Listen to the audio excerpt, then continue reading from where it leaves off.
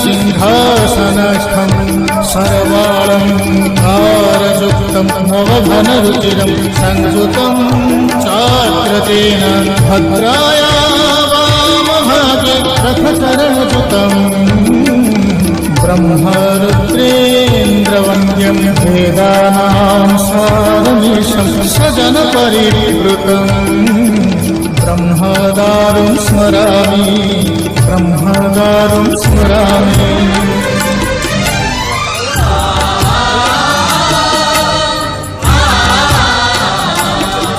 তুমি অনন্ত ক্ষয় হে জগন্নাথ, তুমি অব্যক্ত অক্ষর হে জগন্নাথ।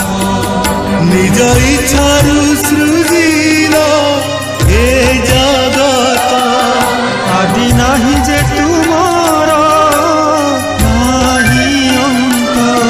তুমি পবিত্র ওঙ্কার চির সত্য